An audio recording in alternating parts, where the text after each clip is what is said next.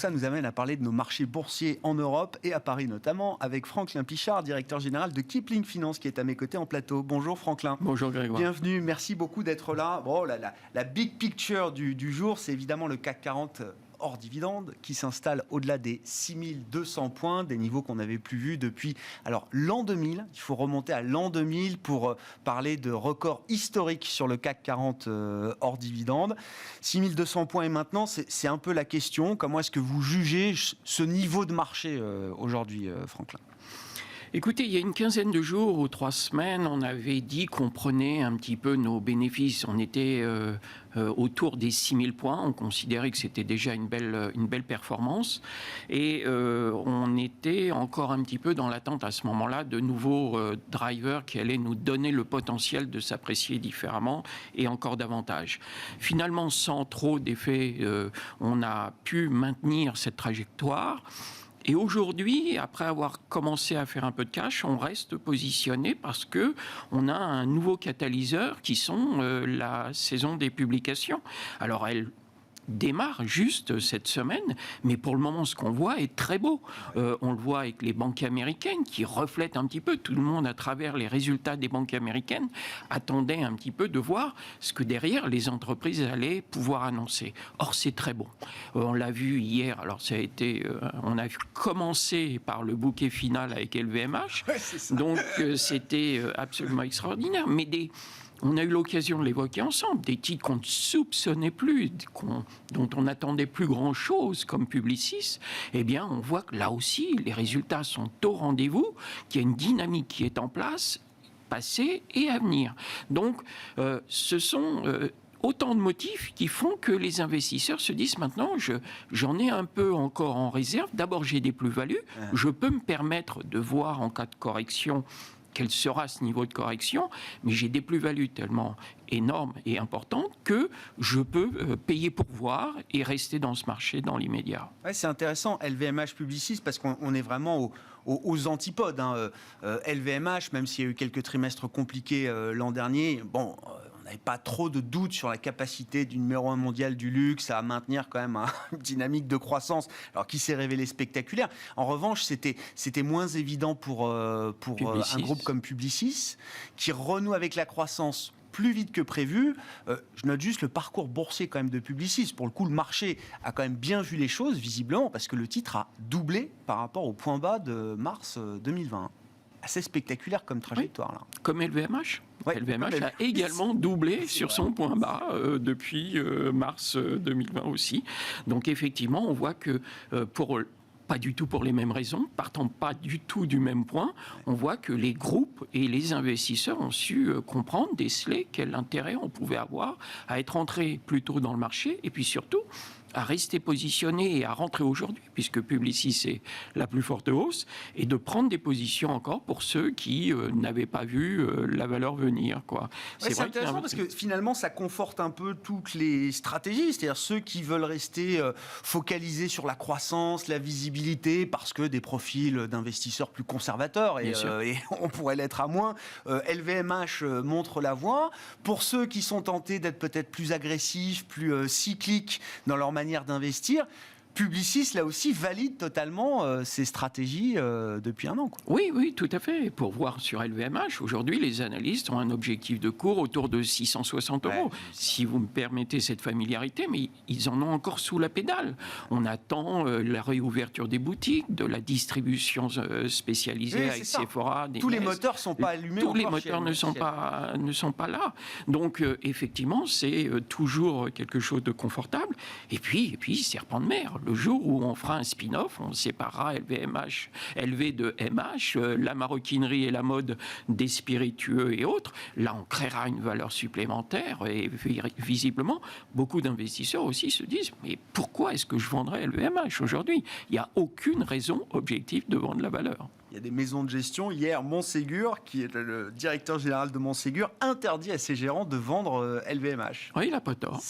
Il a raison. Et oui, c'est cette idée d'extraire encore un peu plus de valeur en en séparant des divisions de LVMH, oui, c'est une vraie idée qui est dans le marché quelque part, toujours. C'est toujours présent, enfin, ça peut être un joker à la main de Bernard Arnault qui, à un moment ou un autre, pourrait décider de faire... Et puis, il peut y avoir l'insistance aussi des analystes qui aimeraient avoir un groupe avec des pure players de chaque côté et faire ressortir une décote un peu récurrente d'une holding cotée avec toutes sortes de métiers entre la joaillerie, la mode, le cognac, etc. etc. quoi. Bon, LVMH, plus haut historique, plus de 300 milliards d'euros de capitalisation boursière. Je crois que ça les met dans le top 10 mondial quand même des capitalisations boursières, ou dans le top 20 je crois, donc, et numéro 1 en Europe.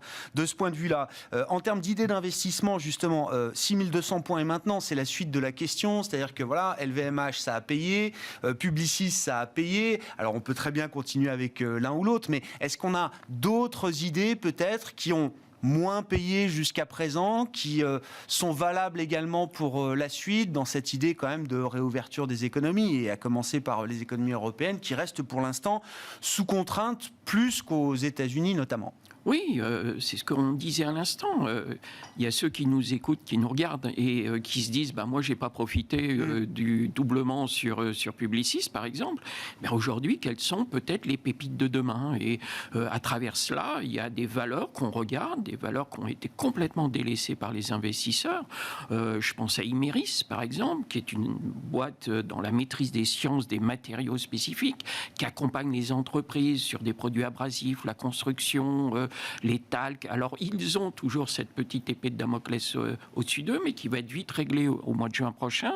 C'est qu'il y a un vieux procès qui traîne aux États-Unis, mais qui est provisionné, et donc on s'achemine vers cette sortie. Mais Imerys peut être un potentiel d'investissement avec des objectifs de cours qui offrent un upside de l'ordre de 20%. Donc, oui. Après, il y a un titre que j'ai beaucoup critiqué pendant de nombreuses semaines et de nombreux mois, c'est Atos. Ah oui. Mais aujourd'hui, Atos, finalement, à force de l'avoir arbitré, j'en avais parlé ici. À force de baisser, ça devient intéressant, quoi. À force de baisser, ça devient intéressant. Ça devient intéressant parce qu'effectivement, on a touché les points bas et que, par ailleurs, aujourd'hui, quand vous discutez avec les analystes ou avec des gérants, ils vous disent, moi, maintenant, j'attends l'opération, que Atos puisse être une proie pour quelqu'un d'autre. Et on voit d'ailleurs toutes les opérations qui se multiplient un petit peu parce qu'avec la reprise des courses, c'est le dernier moment pour faire ses courses. Donc, une valeur comme Atos peut présenter un intérêt. Air France, qui fait son augmentation de capital à 4,84, qui vient de dévisser de 20%, on a touché un plus bas à 4,81 ce matin.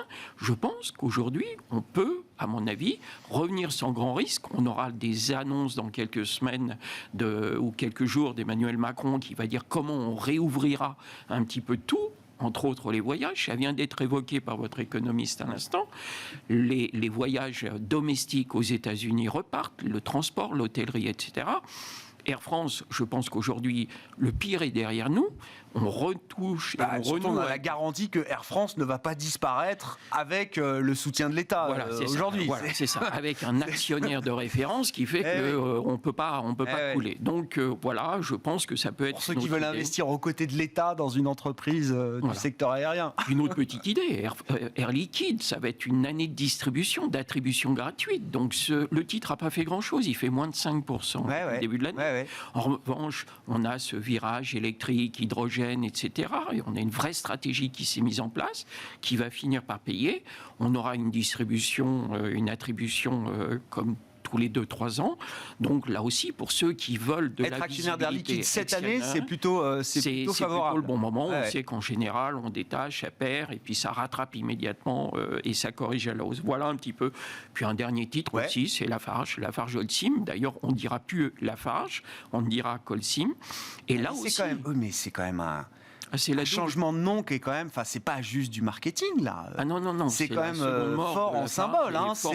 Voilà. Lafarge n'est plus français d'une certaine manière désormais. Hein. Ah ben non, il est déjà suisse et c'est sa seconde mort hein, en termes de fleuron du CAC 40 d'autrefois. Mais ce qu'il faut voir également, personne ne s'intéresse à Holcim ou à Lafarge Holcim depuis des années, mais il y a un nouveau PDG, le CEO qui était chez Sika avant, qui est green friendly chez Sika, c'est-à-dire que c'est une valeur qui est en train de prendre le virage écolo, climatique et autres, et donc qui va pouvoir être acheté par des gérants qui aujourd'hui ne peuvent pas acheter des valeurs non labellisées ISR et autres. Et donc, on est très en retard sur cette boîte qui également fait un virage stratégique sur ses produits parce que du ciment, tout le monde en fait, en l'occurrence les Mexicains.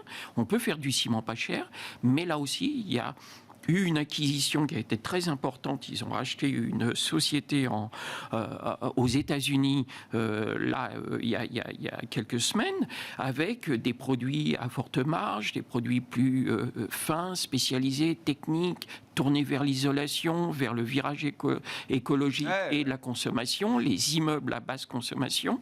Et là, Lafarge Holcim a une carte à jouer. Et je pense que justement là, on est à un point qui peut être intéressant pour les investisseurs de rentrer sur ce titre qui est très en retard, même si sa performance est tout à fait honorable depuis le début de l'année, puisque je crois qu'il progresse de 16% depuis le début de l'année. C'est intéressant, des sociétés qui n'étaient pas investissables par toute une catégorie d'investisseurs parce que pas assez ISR, pas assez green, comme vous dites, Franklin.